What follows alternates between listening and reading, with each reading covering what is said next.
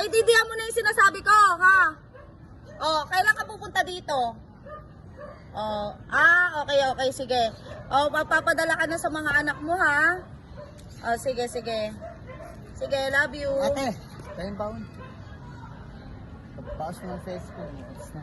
Papasok ka na? Lapos si ta. Sabi ko yun, wala pang pasok. Sino? Si kuya, masok.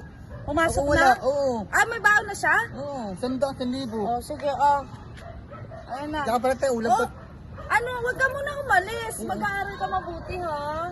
Ulang pagbaon ko. Paano Hindi, mo masahe? Mamaya sagot ko na pamasahe mo. Magta-taxi ka na lang, ha? Tsaka pala tayo, Oh. jowa mo, Anton, nabang babae. Ha? May babae? Mhm. Ikausap ko lang dito kanina. Anton lang, nabang lalaki, babae. Oh? Sexy pa, bayon pa. Oh? Yaan mo, kapatid. Dagdagan ko yung baon mo mamaya. Bubugbugin natin yung... Bala ako bububugin. Ako na. Bubugbugin mo? O sige, dadagdagan ko pa yung baon mo, ha, mamaya, ha? Mm. Basta mag-aaral ka mabuti, ha? Oo. Tapos, mag-aano ka, sasagot ka lagi kay Promise. teacher. Promise. Tapos, mag-aano ka pa kay teacher. Huwag mo ikikis si teacher, ha? Hindi oh. Ano ko dikikis? Dapat kikinig ka kay teacher, ganun. Tapos tatanggalin mo yung mga hikaw mo kasi bawal sa school yan, ha? Tapos itong kwintas mo, ibenta mo na yan, ha? Apo, tate. Kasi bawal yan sa school, ha? Apo, tate.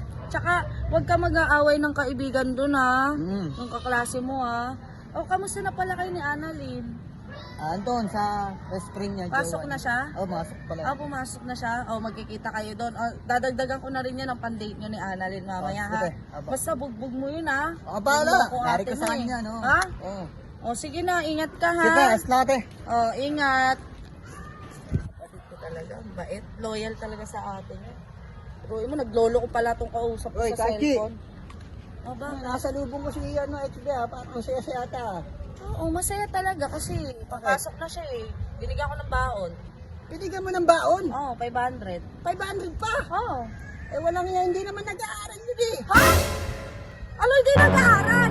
Hindi nag-aaral yun, puro pambababae lang ginagawa nyo. Talaga? Oo, ba't binigyan mo ng baon? XB! Hindi na! Wala na, nakainit ka ba ng Palis na! Nakasakay na ng taxi! Pinuko pa siya ng taxi! Hindi na nga nag-taxi, nag-taxi. Tumakas na? Ala, paano yun? Pera Paano yung yun. pera ko?